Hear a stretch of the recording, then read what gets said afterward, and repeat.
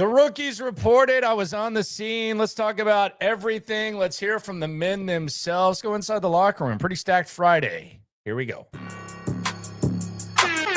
Yeah. Yeah.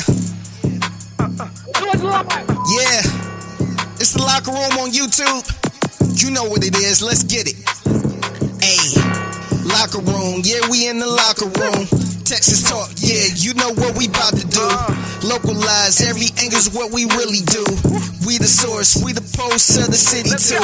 Landlocked. Got the game in the headlock. Localize every time. Can't stop, won't stop. Yeah, we top 2 and we not too. Plugged in daily digital on YouTube.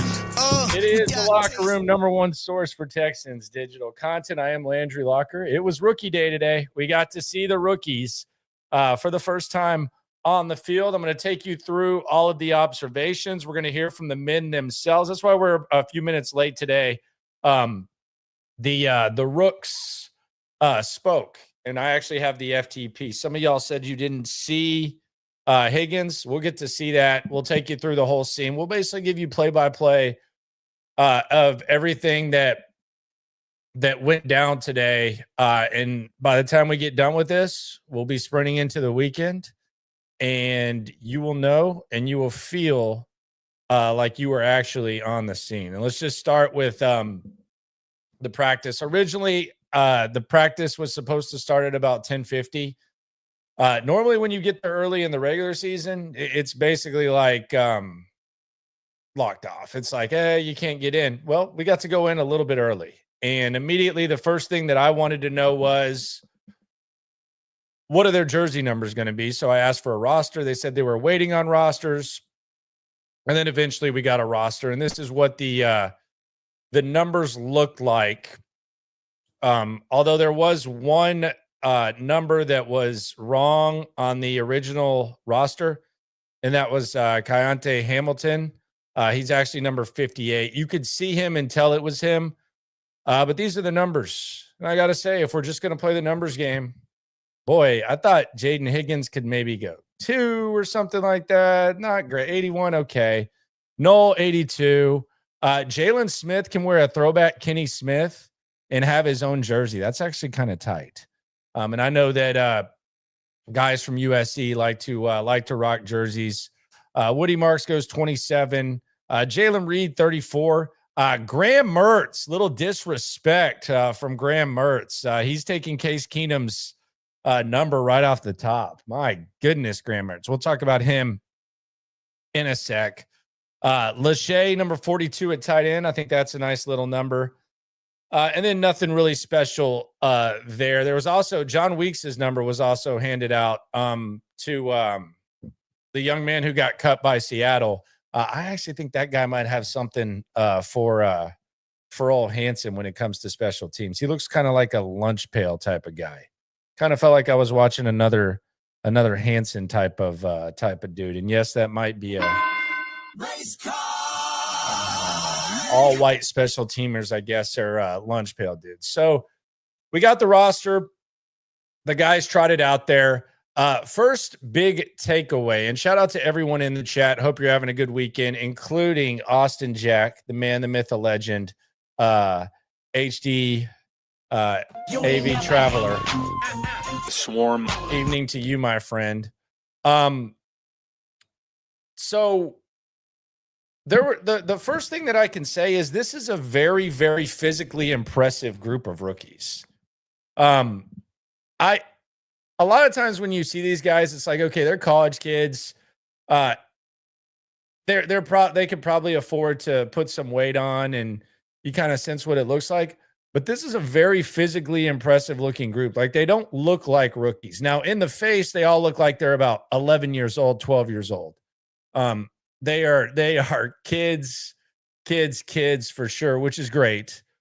But physically, they're just much more massive. And I thought it was interesting because me and Stutz were talking about the Iowa State guys, and it's like, man, these guys look like second-year guys that have been hitting the weights that maybe needed to put on some more weight. But I guess we discovered that Iowa State, somewhere between Xavier Hutchinson and Noel and Higgins, they did switch strength coaches. They got the guy from Boise State, and they're a little bit jacked. Ersery looks like a freaking starting NFL tackle.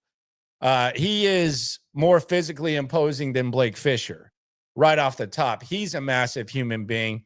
Luke Lachey's big. His upper body's not huge. It kind of resembles what Cade Stover kind of looked like last year, but he is 6'6", and he is 250. The only thing is he was working out with a freaking George Murison right there, Tharp from Texas Tech. And I don't know what Tharp is or isn't going to be, but that's a physically imposing, massive human being. Lachey's right there on the left.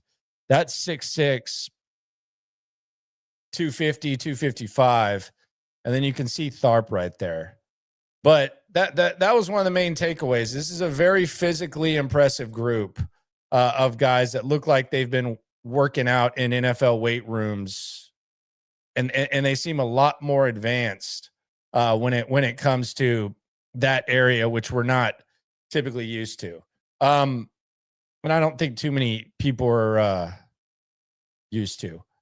Then we had really just some lingering around, nothing really going on. They were just kind of running around for a little bit.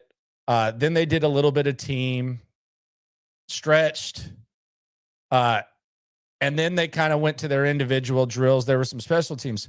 One of my biggest takeaways, and I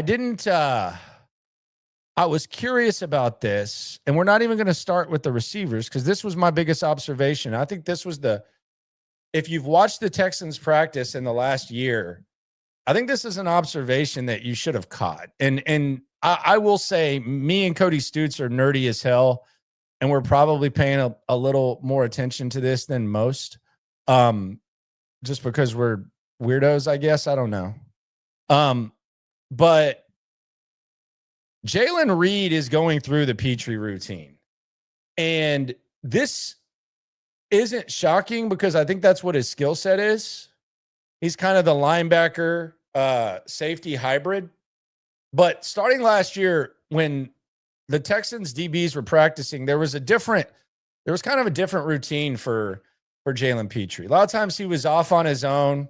They were running drills with him, like recognition from the backfield to the tight end. And Jaylen Reed was doing those exact same things today. And it looked like a Jalen Petrie practice. And I think there's a number of things to take away from this. Number one, that position on this team, I don't think it's an adjustment or a luxury anymore. I think it's something that they're actually going to use. And maybe Jimmy Ward becomes the emergency guy, and he's kind of one of your main backup safety, which you could do much worse knowing that you've already paid Jimmy Ward. We've talked about that. But I would keep an eye on Jaylen Reed when it comes to that. And look, we didn't think they needed a safety. I think he was probably their best player, the best player available, they thought. And they value the safety. I mean, they just made Jalen Petrie the highest paid nickel guy in the league. So if you can get someone with that skill set, I don't think they're going to try to force it. I think DeMeco is going to do whatever on defense, but his skill set is Jalen Petrie-esque. And the drills that he was doing, there was a lot of teaching moments. Like there was a lot of hands-on stuff. They were really emphasizing kind of when you're in the no man's land where the quarterback's rolling out and the running back's going in the flat and the tight end's going long. They were really emphasizing don't come off of the tight end, but in the same breath, recognize and come downhill and go to the back. But all those drills, he seems pretty natural at, and that was where Jaylen Reed was doing his thing. And I think that's kind of his game. Talk to him at the combine. Y'all might remember how in-depth he went on the Texans and said that he liked Petrie and watched him a lot. Buddy, I think you're going to be doing the same stuff that he's doing. And I think that now when Jalen Petrie, typically you see Jalen Petrie doing different things than what the traditional safeties are doing in the linebackers. There's almost like a Petrie section. and sometimes he's working out with the linebackers. I think right there on his hip, he's going to have Jaylen Reed now. And I think that's cool. I think it's a good resource to have. I think it's good. I think it's a good idea. Honestly, I think it's a very, very good use of assets. So I very much support that. And it was kind of cool to see, and kind of probably the most like relevant event of today that might not get talked about as enough, but that was the most relevant event, was the fact that Jaylen Reed is going basically, let's just call it Petrie school. Let's say he's going to Petrie school. So there was that. So keep an eye on Reed. He went to Petrie school today. He was practicing like Jalen Petrie. Now, a lot of people might watch this and say, well, they were just running around, not doing much. That's true, but you can still gather a lot of observations. God knows I did. But that guy was practicing in the same manner as Jalen Petrie, which last year was a big deal because it was when we first got the hint that the role was going to change for Petrie. But now I think there's a little bit, do we call him mini-me? He's not that small, but Jaylen Reed, keep an eye on him. Big fan of his game, and that's what he was doing. So that's the main observation from today, the most relevant, the most telling, outside of talking about a lot of guys' body types and stuff like that. Pause like a mofo. It is the Locker Room, number one source for Texans digital content. Be sure to check out SNL. Myself and Stutes talked about this as well. Subscribe right along. If you have a question, put it in the comments. I'll try to get to it as according there. The next takeaway is, I already talked about the physically what the players look like. So there was the Jaylen Reed thing, and then there was a moment which DeMeco was asked about, and I got to say, I'm worried about one of these rookies big time. And it's one of the guys that probably one of the more surprising picks of the draft, Jalen Smith out of USC. I think he is in for a massive ass whooping. He is effed. Because he told DeMeco Ryans it was hot today. And I saw some people that almost wanted to wear coats. What was it, like 85, 84? I don't know. But Jalen Smith was talking about how hot it was. We'll hear what DeMeco had to say about it, but man, he is in for a rude ass awakening. And along those same lines, I always enjoyed talking to Cashman about this. I do wonder how Ersery is going to handle going from the most hellacious winters that you can have to the most hellacious summers that you can have. So there's going to kind of be some extreme stuff for him as well, and we'll hear from him. So Ersery looks like an NFL offensive tackle. Both the wide receivers physically look like they're not rookies. Jaylen Reed looks like a guy who's going to be kind of the mini Petrie. He went to Petrie school today. Woody Marks is a little bigger than he looks on his college tape as well. He looks like a guy that I don't want to say he can move a pile, but he does look like someone who's built to be able to run between the tackles. Now, is that going to happen? Don't know. But he was by himself, and he was the only running back. I'm intrigued to see what he looks like. It's been kind of one of the more polarizing picks just because of going in front of the top two running backs in the SEC, and then a couple of guys that we talked about in that receiving back role, and the fact they traded up for him. I do think that that's something to keep an eye on, but he was by himself doing his thing, just solo there. As far as the tight ends, nothing to really write home about. They're doing blocking drills on the far side of the field. In the middle of the field, there was wide receiver drills. And I will say this, if we're going to talk about another observation, Nick Caley is very observant and active. I mean, he is watching these drills like I mean, almost like he's trying to find loose change on the ground. Like when the wide receivers are getting off the line, he's like squatted over watching. And then as soon as he sees what he wants to see from the three receivers, he's going right back there to the tight ends on the other side and watching them on the blocking sled. So there's been talk that Nick Caley's kind of like a real teacher, perhaps like an observant type of dude. He was watching like a hawk in these drills, and he was just kind of doing a little shuttle run from the wide receivers to the tight ends and seeing what they were working with. So we got our first glimpse of Nick Caley today. The next one, Vincent said it, not me. Woody has huge thighs. Hey, better you than me, but yeah, that's kind of what I was getting at. The lower body, little thicker than anticipated.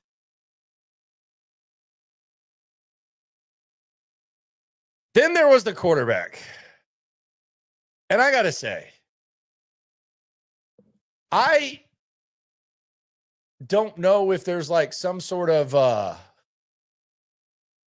malpractice or whatever, but I heard Mertz the other day when he was in his when he was on his Zoom say that he wasn't ready to play.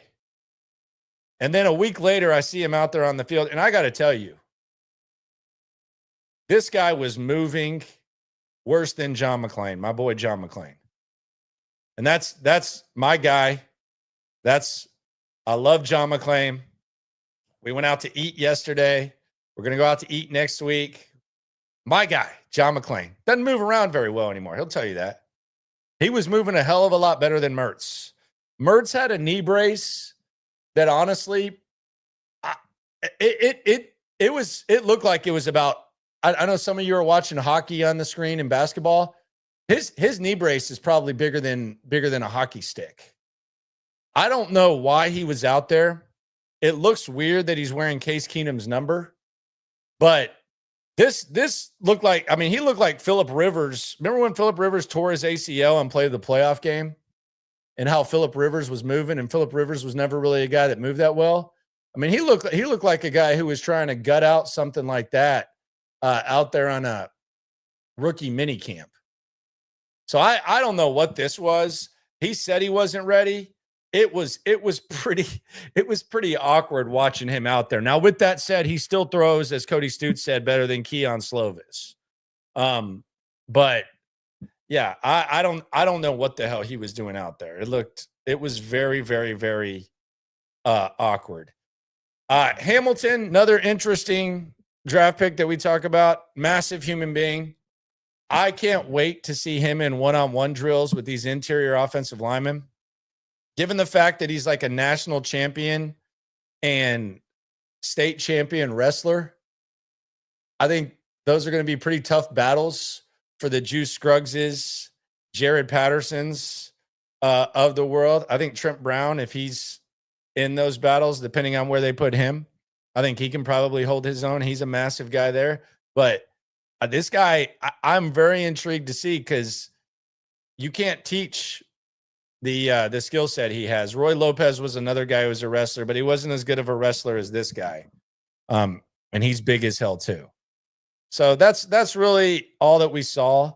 There was one more thing that I brought up, and Stutes gave me a really hard time about this, but I'm just being honest. There's a guy from South Carolina named Kai Kroger. Kruger, I don't know how he pronounces it. Kroeger. I might never have to know who he is again. Maybe he's a guy, I used this analogy earlier today. Maybe he's a guy who just hits the ball well at the driving range, and then once he has people around him, or he has money on the line, or he has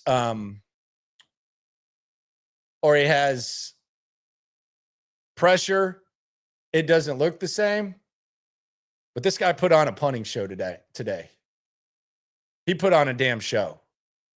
His punts were higher than Snoop Dogg. High-grade marijuana called Kush on the streets. He was booming them.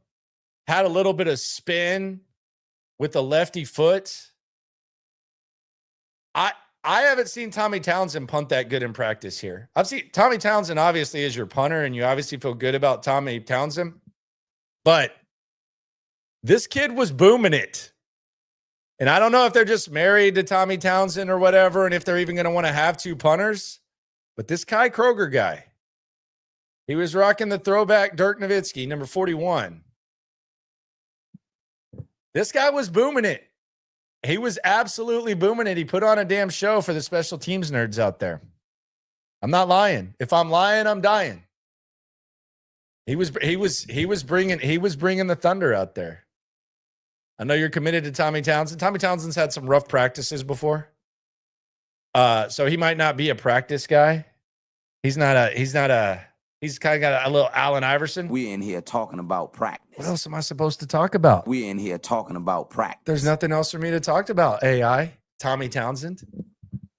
But Kroger was out there dropping some bombs, man, off that left foot. You know, we're starving for football when I'm talking about the punter. Full camp practice, I'm not doing it, but it was the biggest display of team. They couldn't really run team offense or defense. But they did their thing. And he did his thing. So keep an eye on him. Keep an eye on him. He was honestly putting on a show. So after practice concluded, they actually opened the bubble early. A lot of people went inside to the bubble, didn't even watch the end of this very, very eventful practice. Won't name names, but man, some of them I think missed this punting show because they were in that AC waiting for DeMeco to walk up. I was out there sweating it out so I could give y'all the best punting report that you can't get anywhere else. I don't know if that's a flex or a snitch on myself. I'll let you decide. But let's hear from DeMeco. So we went in and then we heard from DeMeco Ryans. Let's react to what everyone had to say here on the locker room. We haven't heard from DeMeco in a while. Let's hear what old DeMeco had to say. Like I say, yo. Yeah, I think this me. What's up, coach? How you doing? Yeah. With the first day, we're really excited to have our rookies out, just to get them on the grass, see them in their Texans gear for the first time. So it's an exciting day for the coaches to be able to work with them. And we're just trying to get the guys acclimated to what we do, how we do it, and then just make sure everybody understands that. So when we show up on next Monday, like the guys are ready to roll and be integrated in with our veterans. Well, what can you learn from these couple of days? It's Jonathan Alexander asking what the main thing is guys, gaining that confidence in what we're asking them to do. Right, that's what it's all about. It's a lot of teaching that's going on, a lot of different terminologies than what these guys are used to. So it's just them understanding our verbiage, our language, how we do things, and them just seeing what they can absorb. All right, and how we have to teach them is that more walking through, is it more meetings? You just get a really good feel for how guys learn. And we just, as coaches, you get a lot of time to spend with the guys in meetings. So it's a lot of individual one-on-one time that you don't get with the veterans. So it's a really cool chance to maximize that time, and you get to teach guys a lot during this time. On the chat, Vincent says Mills is just has 1 year left, right? Like a practice squad guy for next year. Yeah, I don't even know if Mertz can make a practice squad. Like last I checked, he still has a leg. I was wondering if he was going to have one at this time with the way he was moving around on that field. He made Phillip Rivers, Indianapolis Phillip Rivers, look like Lamar Jackson at Baltimore. That's about how smooth he was moving today. Favorite rookie so far, Jaylen Reed. He was going through the peachy practice. So I've liked Jaylen Reed since the combine. I would say Reed so far my guy.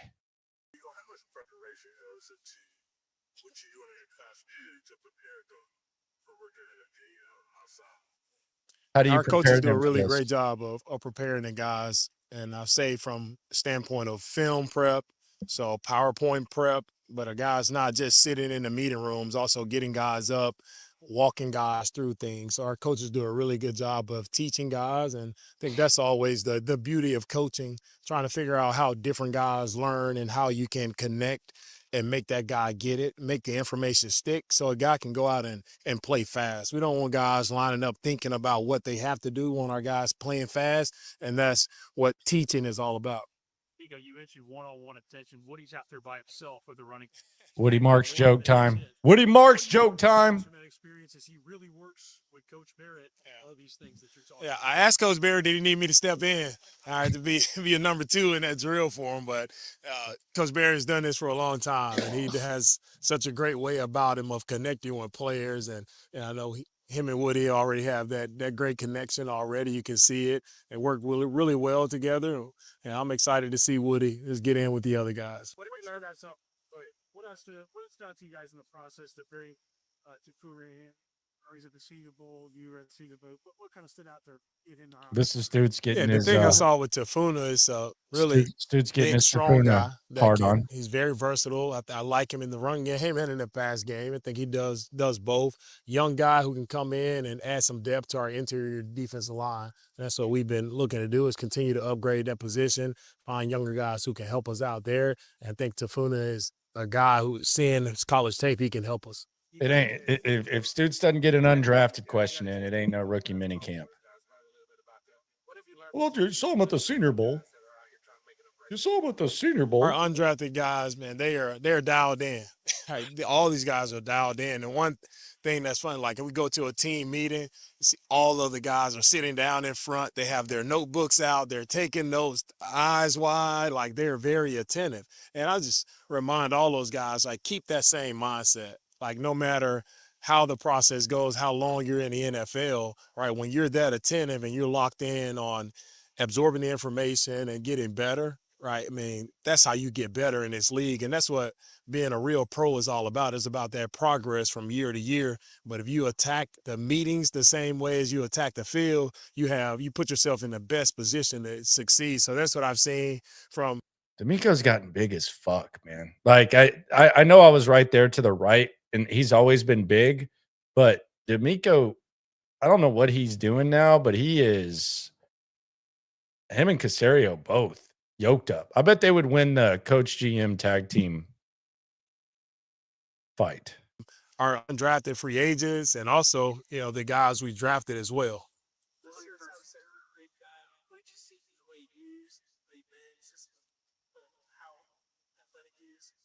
Yeah, Ersery is, he moves well for his size, big man, strong guy, and he did a great job today in his drills.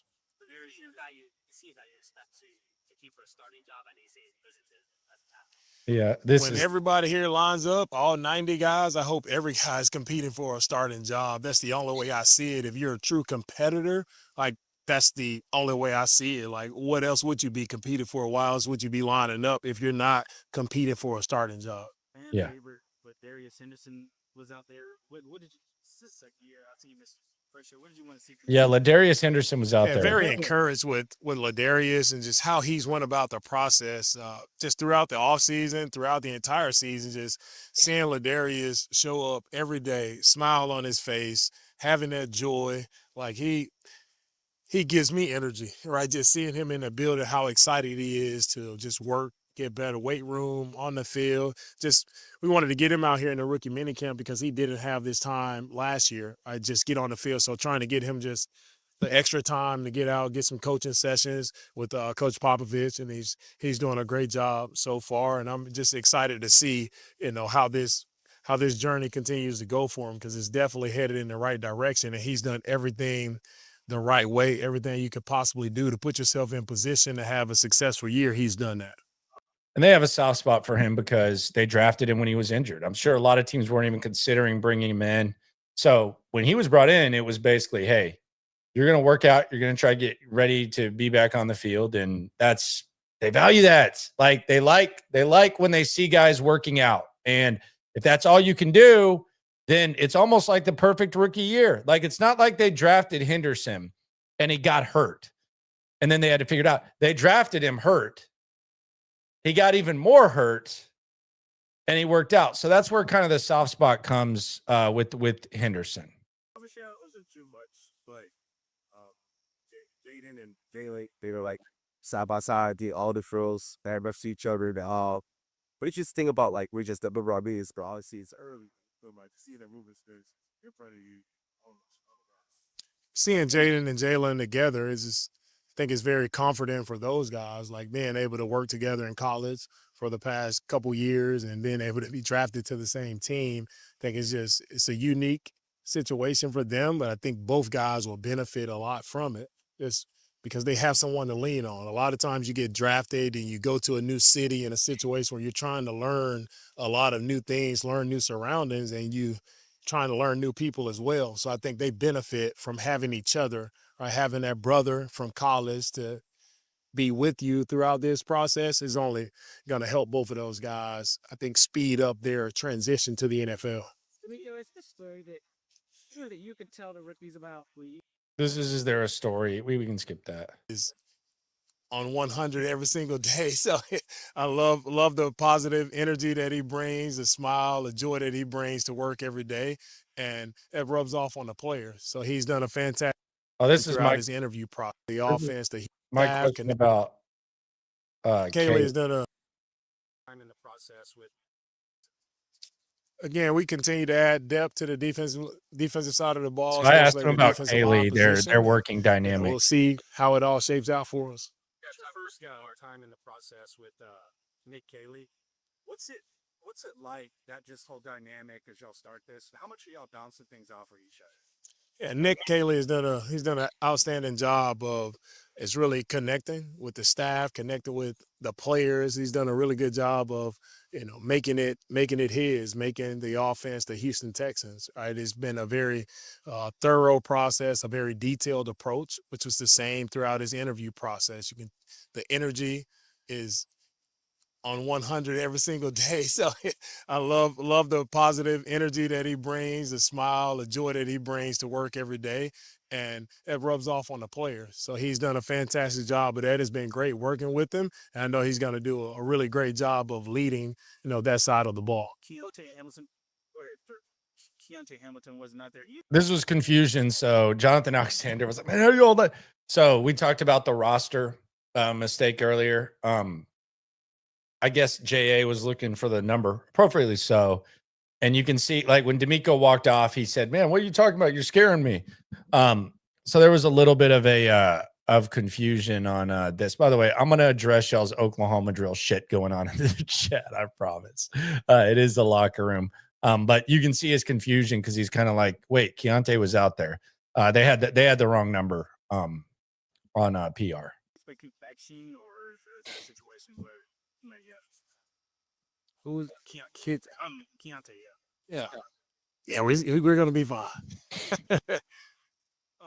Coach, so Yeah, he's confused. So he's sitting there like, wait, you went what's out there? next? They got out here, they went through the drills, they got their position coaches and things like that. They got What's Sarge next for chopped these and guys? screwed. Yeah, what's next for these guys is really just to take a deep breath and relax. That's the main thing. I tell guys, relax. And we over these 2 days, we're just getting them acclimated to how we do things, right? And they have to make sure they're taking care of their bodies the right way. And come in on Monday, now there's going to be a lot more guys out there in the lines, and now you're going to be expected to get right in and catch up to speed with the other guys. So it's a matter of them just, again, speeding up that learning process so they can get in line and look like they know what they're doing. Get in line. Get in line.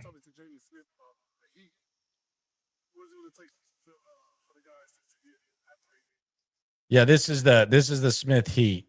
Jalen Smith, I thought I heard him say the word hot out here. And as we all know, in Houston, as of right now, you cannot say the word hot. This is winter for us right now. This is outstanding weather. So I just wanted him to understand, like, if you think this is hot, and you're in for a long training camp, buddy. So, now, fun moment, though, to see the rookies and getting acclimated to Houston. It's different in Southern California. So you got to get some mental toughness very quickly. He knows. All right. He knows. All right, thank you. Yeah, he knows. He's an expert on both. That's DeMeco Ryans. We'll hear from the Rooks in a sec. The top three picks. Justin on the chat says, does anyone else think Noel is going to be a star over Higgins? Did not start over. Star over Higgins. I like Higgins, but feel like Noel is built for the moment.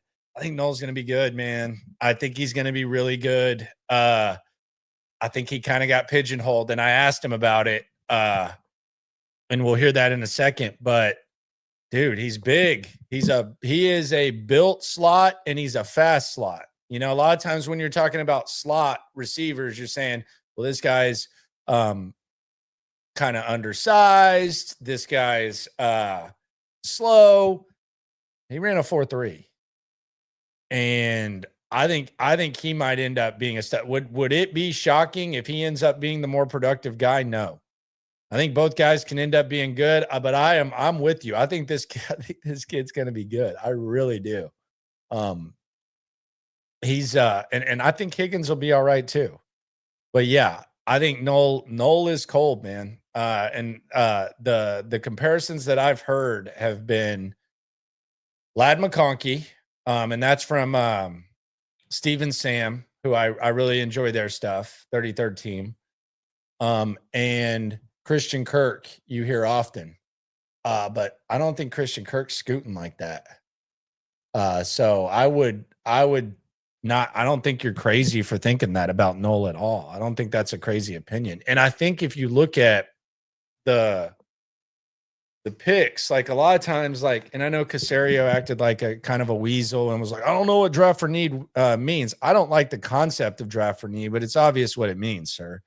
Like, it means you're weak in a certain area, so maybe you are going to draft in that area as opposed, like, we know what that is. But like, you look at the picks where they didn't really like draft for need, where it wasn't like a massive need, like maybe high up. Noel was one of those. That was kind of, I don't want to call it a luxury pick, but that was one of those where the board just kind of fell. You probably didn't anticipate it, and it was kind of a surprise. And I think Jaylen Reed was kind of one too, where they added Gardner Johnson, they committed to Petrie, they committed to Ward, and they still drafted a safety. So I think both of those guys, and that's not to say that Ersery and Higgins won't end up being really, really good, but I think whenever that happens, I think a lot of times that's a thing, except in the case of Mertz. I don't know what he's doing here. To be honest. Steve Smith said he reminds him of a young Robert Woods. I don't see that, but whatever. I mean, Steve Smith's a receiver whisperer. I don't see how they're alike, but I guess Woods was a slot guy. Sure. But I mean, he was good though. But yeah, it's going to be nice. Not John asked this. What are we doing? Would you rather see an Oklahoma drill between DeMeco and Nick or Landry and Cody Stutes? Well, Nick would get killed. Like, DeMeco's faster, stronger, bigger, and he's a linebacker in an Oklahoma drill. So I think that would be a very, very unfair thing, and their weight classes aren't close to the same. So unless Nick Caserio has a craving for hospital food, that would probably be a bad idea. BG says Nick or Landry don't stand a chance. I don't know. I don't think Cody could beat me in anything athletic. Like anything. Like, so no, I mean, am I allowed to run around him? And I don't really think he's like going to tackle me that hard. Got the country strength, man. So yeah, I don't know. I would have a better chance than Nick though. I can promise you. I mean, I'm not going to try to run through Stutes. Although I could bounce off his ass for sure. He ain't wrapping up.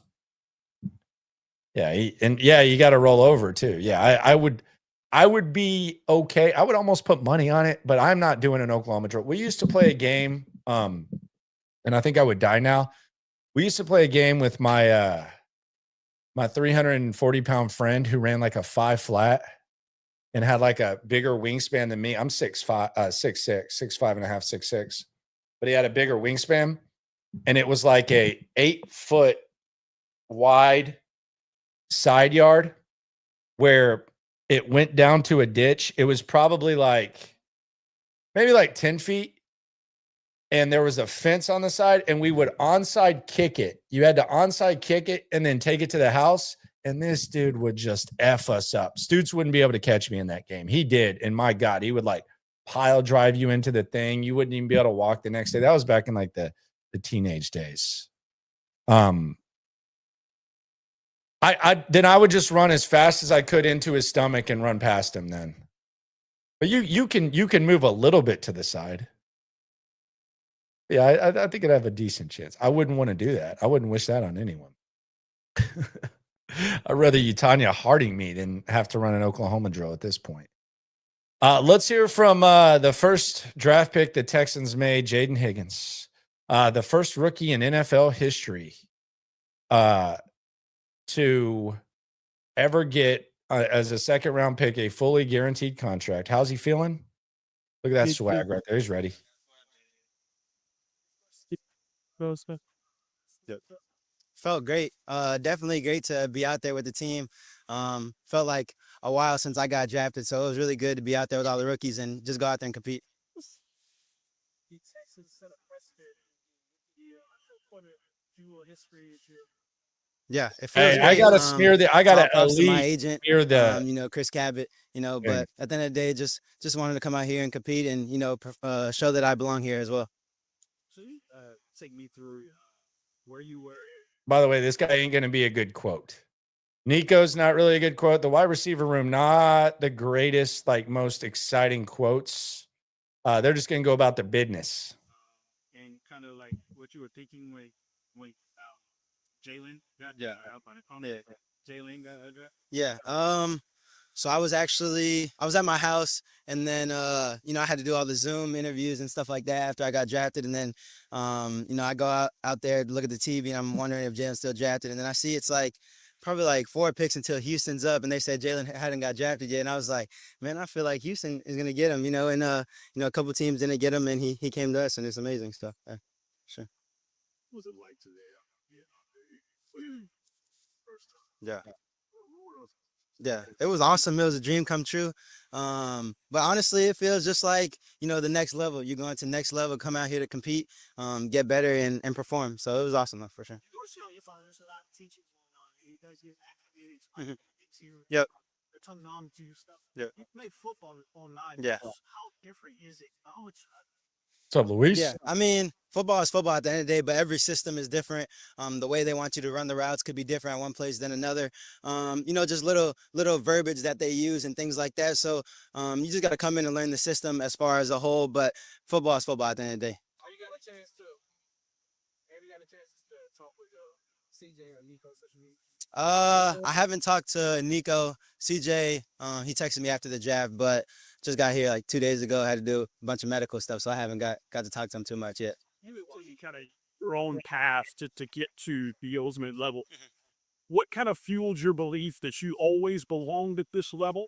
And how does that kind of fuel you once you arrived here in the National Football League? You don't start about Eastern Kentucky production, and then you really take this. Yeah, I think the biggest thing with me is I'm just a person that I'm trying to get better each and every day.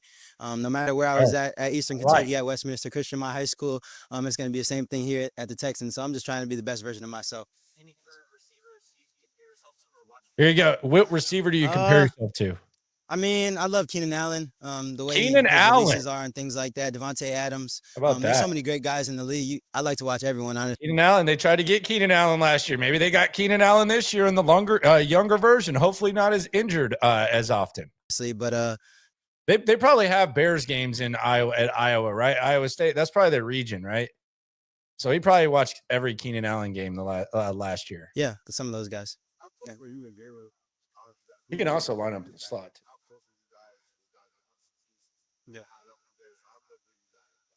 Yeah, I would say we were really close. We always hang out, go fishing together, do things like that. We were roommates when we would travel and stuff like that. So, but yeah, Jalen's just a great guy. Hang out with him all the time. So yeah, I would say really close.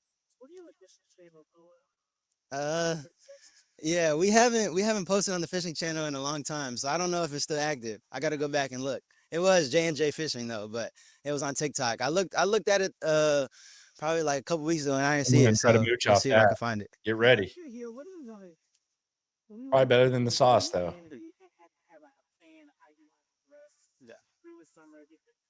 Yeah, I think the biggest thing with me is I take it day by day. Really just trying to be the best version of myself, like I said. But the biggest thing for this weekend is to come out here and compete, be with the guys, meet everyone, and just have a good time, play football. Yeah, I would say that my expectations are to compete. Take it day by day. Whatever that leads me, that's going to lead me. But I'm always going to put my best foot forward. God, his day by day. You and Jaylen that allowed y'all to connect first. Yeah. I would just say the type of person that he is and the type of program that we had at Iowa State. Everyone's very welcoming. I got to get my Matt Campbell question People in. just Y'all want to know see you that. succeed there. So it's all props to the culture Got to that talk they about my built boy there. And Matt. then Y'all know really this. on the football field, Get ready for it. Jalen's a smaller Morning. receiver. I'm a bigger receiver. We're kind of like the best of both worlds as far as what we do. So About that program, Here it this is. area had some things to say about Matt Campbell. Yeah. What was Matt Campbell's role for training? yeah. I would say Coach Campbell, he's a big motivator. A big guy that the biggest thing with him is about team, being selfless, doing what's best for the team and ultimately just winning at the end of the day. That's what we did at Iowa State. We won 11 games, the most in program history. So, yeah. Yeah. I would definitely say me. Me and Jaylin, we have rivalries every day. We have rivalries going out there competing against each other. Just two guys that want to see each other get better. So we're always competing, going at each other. But I'm definitely better at basketball and fishing. So How much is him being drafted here along with major transition? yeah, it's definitely crazy. Like I said, I just got here 2 days ago, so I haven't really, been able to transition too much. But definitely having a familiar face, someone that I could talk to, whatever, and then just knowing someone that knows, how to push my buttons, but go out there and compete. And same thing with him as well. What are your conversations like Nick Haley and Yeah, Nick Haley, he's awesome. Sending a lot of motivation, really just showing how excited he is for the season and really just getting in here and learning all the new things that they have to install. And then, Coach Ben has been great as well. Really just a lot of install we've been going over, just diving into the playbook. But he's been great as well, for sure. take a few more? Oh yeah, he reached out. Yep. I actually didn't go to Iowa State with Xavier because I was at Eastern Kentucky my first 2 years, but I do know him and he texted me. Yes, sir. Right. All set? All right. Yeah, thank you. Appreciate it. There you go. That's Higgins. I thought it was interesting. We'll hear from Noel in a sec. I got to get the Matt Campbell question in with him. I also asked him about being pigeonholed in the slot and what else he thinks he brings to the table, which you might be intrigued to hear, which we'll get to. But I always brought up whenever Hutchinson was drafted the ass whooping he put on Texas. Let me pull this up just for visual because some of y'all don't watch every Texas game. I'm talking about this like it's common knowledge. So I'll just pull up 2022 Longhorns regular season. Here we go. So against Iowa State, they probably should have lost. I'll be honest. They probably should have lost. Iowa State was going for the win late. And Xavier Hutchinson actually, he dropped a ball that was, with all the plays that he was making in that game, he had no business dropping that. He had no business dropping that no matter what. But, I mean, it was a ugly-ass drop. But in that game, he had 10 catches for 154. In 27, and it would have been 10 for God. It was a bomb, probably 11 for 200 and a touchdown late. But Noel in that game, and this was his sophomore year, he had 6 for 94 and 2 touchdowns and a 54-yarder. So he was good. Did they mention the drop in the recap? I wonder if they did. Yep, here it is.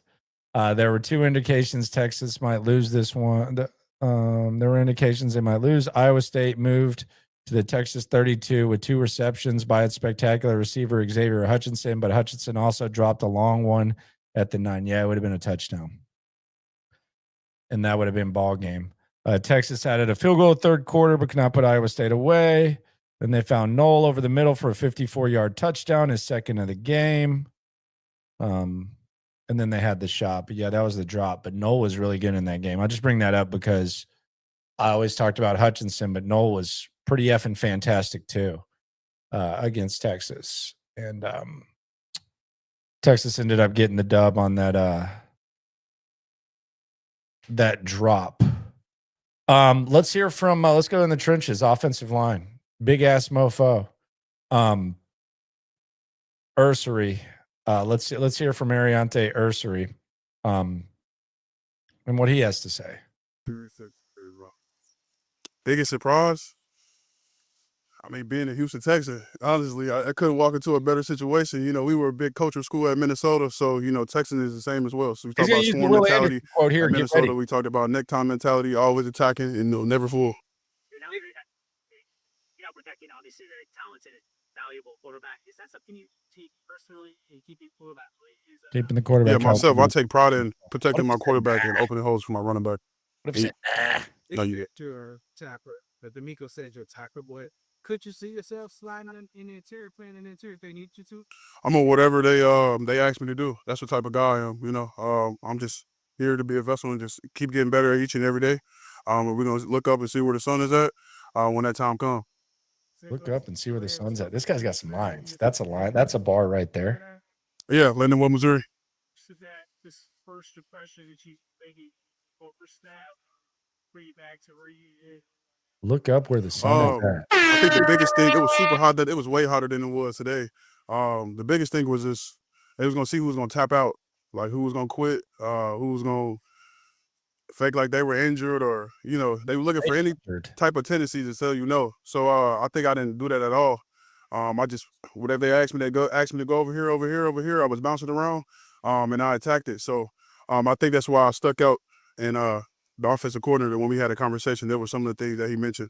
How would you describe your attitude, your emotions on the field? It's a switch. Definitely when we getting after, like we getting after. So I just, when we off the field, it's all good. But when we on the field, I'm trying to get better. So okay, just keeping that mentality.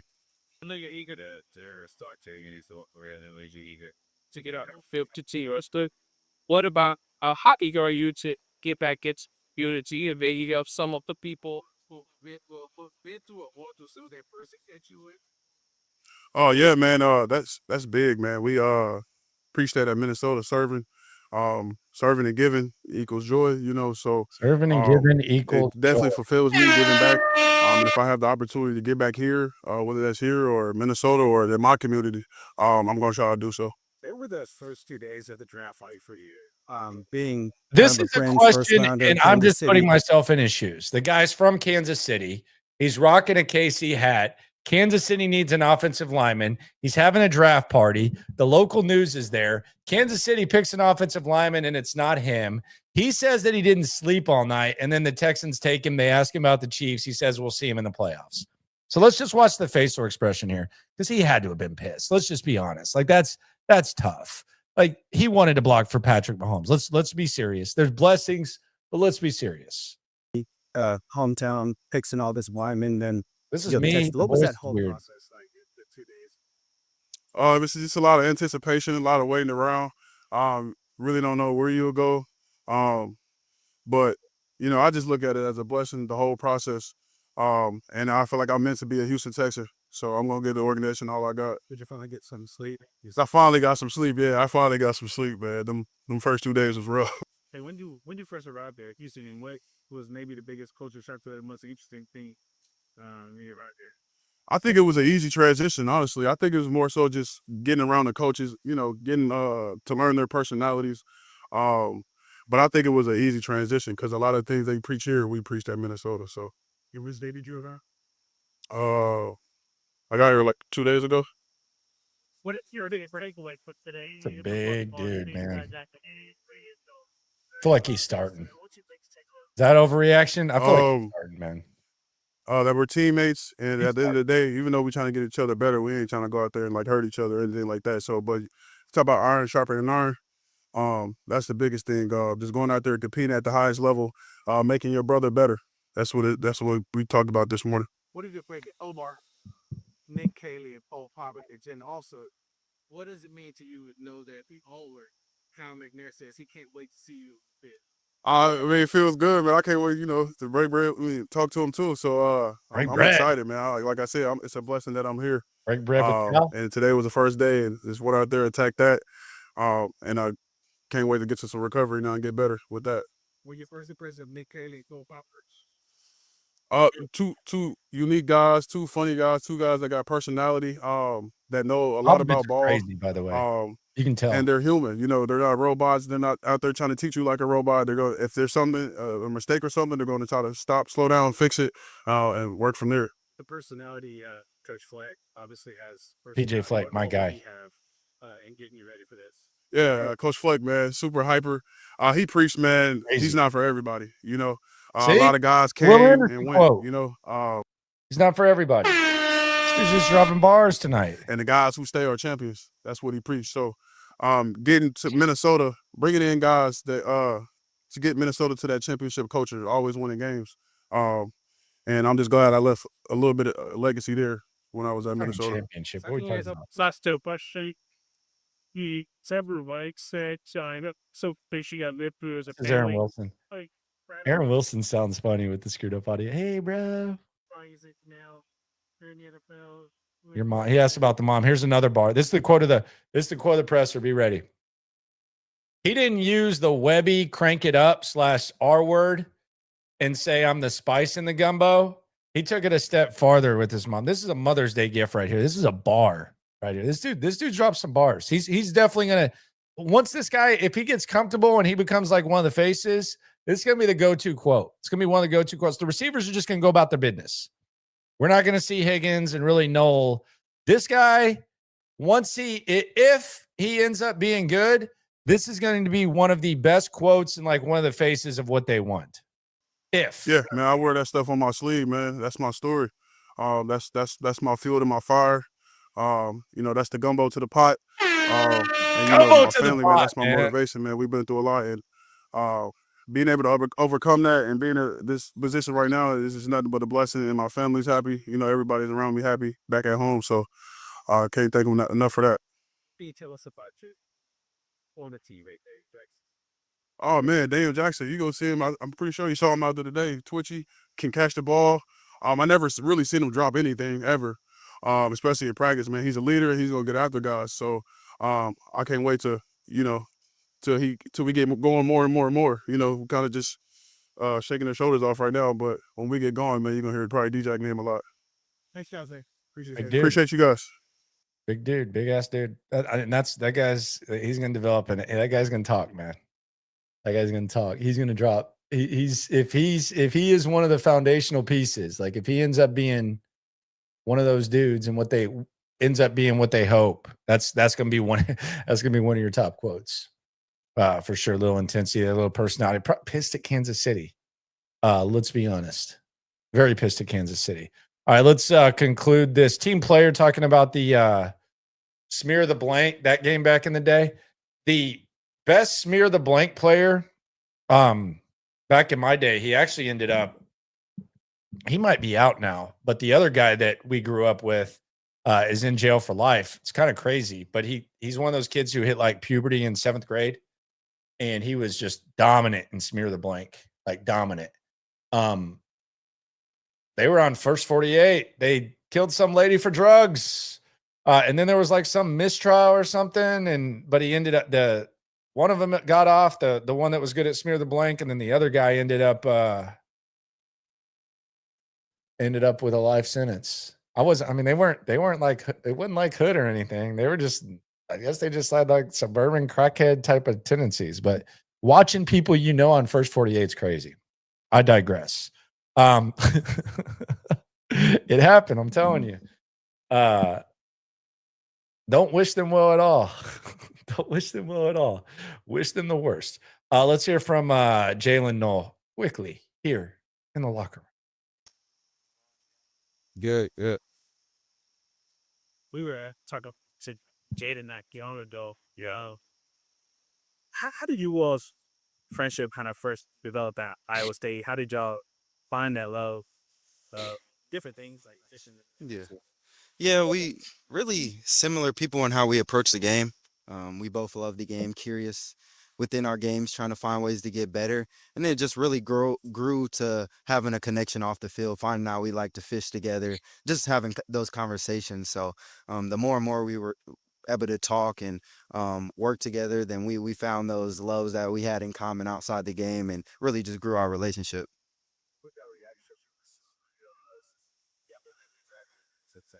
It was surreal, honestly. The pick was in, my name got called, and then immediately I thought about Jaden. That's my guy. We've been playing together for the last two years, and he called me, and we were just excited to be able to work with each other again and get to it. Basketball efficient or activities. What does that do to you guys as far as us friendship? Aaron Wilson. Aaron's Did you hilarious create on that this. TP? Yeah, it holds Hey, each guys. other accountable. We push Hey, each other, bro. want to see the best come out of each other, and it just keeps us going every day. I'm excited to see what we can compete with each other in each day, and it's just fun.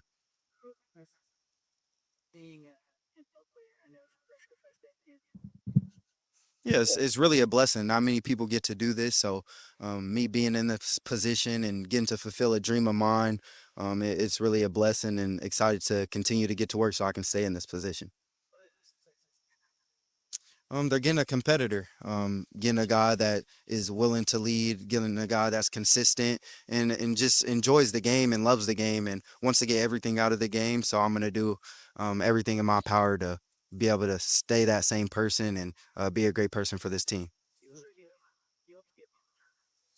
Oh yeah, of course. Anything the team needs, honestly, whether that's punt returner, gunner, running down on kickoff, anything. So just being able to be in this position, any opportunity they give me, I want to make the most of.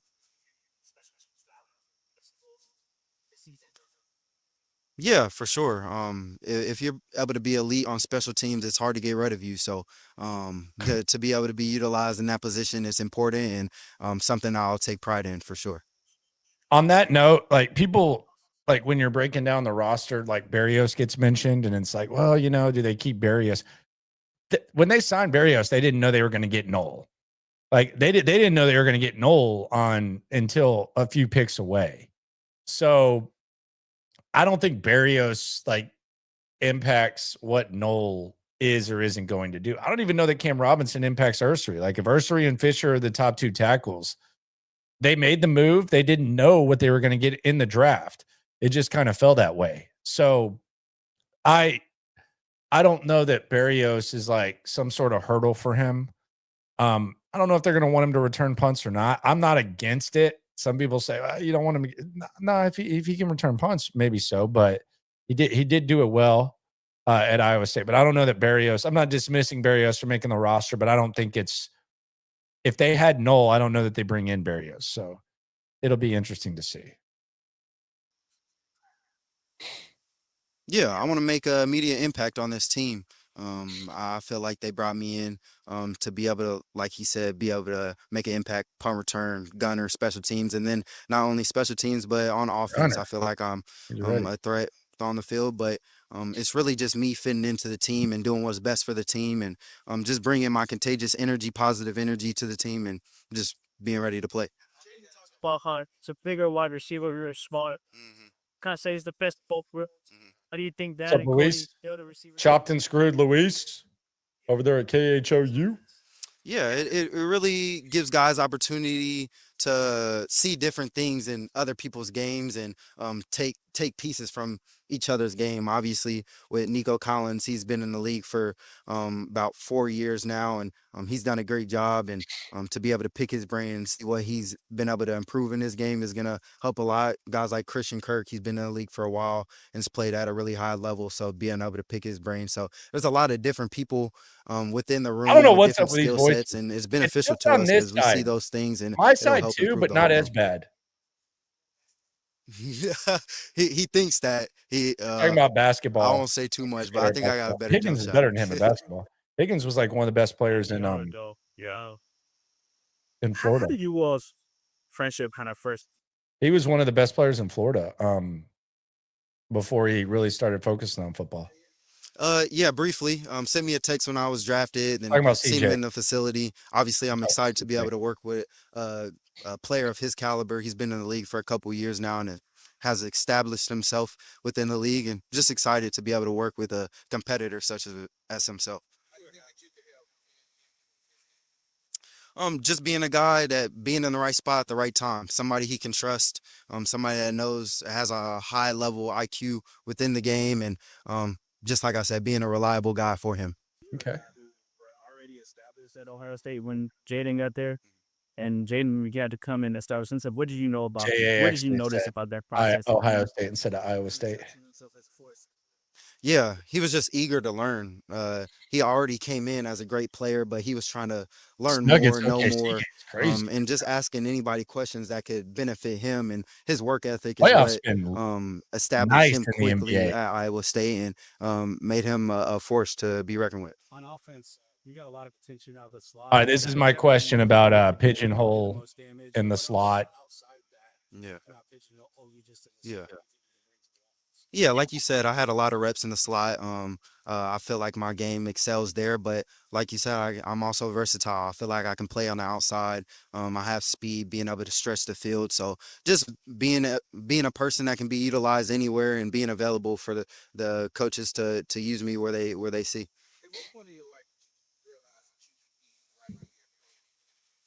Yeah, I would say during high school, took a lot of pride in my game. Asked him Made a when lot he of got when he knew he could sacrifices, be an NBA not doing NFL certain player. things, He's gonna get like a follow-up. just You have a focusing on moment? myself, being able to work. What was So that I moment? would say high school, excuse me, was when I felt like I could make this step and continue to grow my game.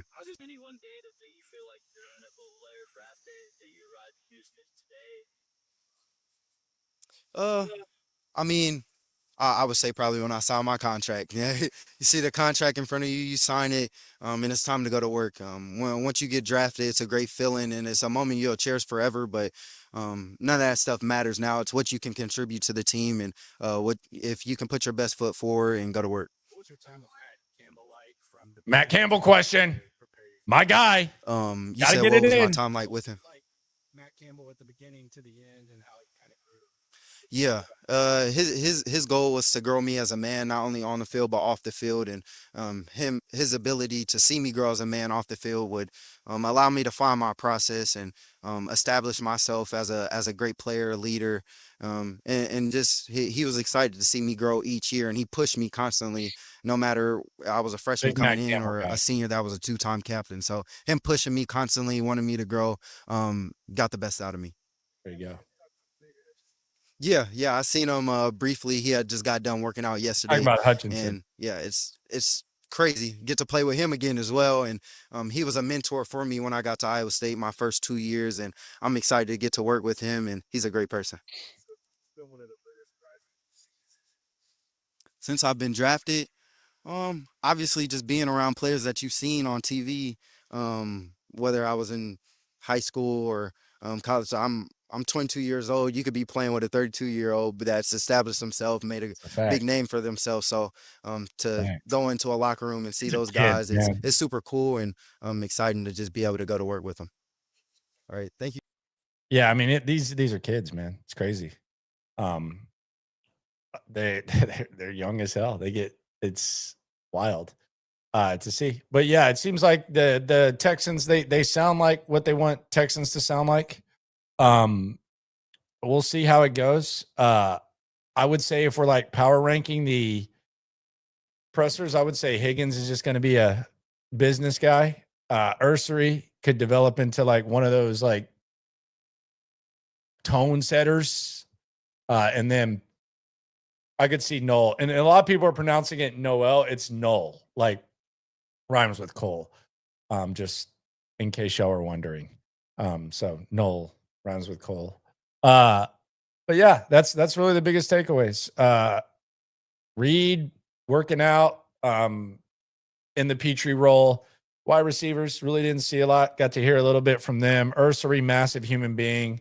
And then we'll just see how it goes from here. We'll get some more camps. We'll watch this the end of this basketball game. We'll have a good weekend. Happy Mother's Day to all the mothers out there. The grandmas who take on the role of mother, traditional mothers, stepmothers, single fathers. I know they exist. They should probably get Mother's Day shout outs too for doing both. Whatever. Shout out to everyone on Mother's Day. Appreciate everyone for coming through. Hey, don't let anyone tell you that they didn't do a damn thing. And there's nothing to take away from the rookie minicamp. It's fun stuff. We always got something. No slow days around here. Subscribe to SNL as well. Subscribe to this. And always remember 10:30 p.m.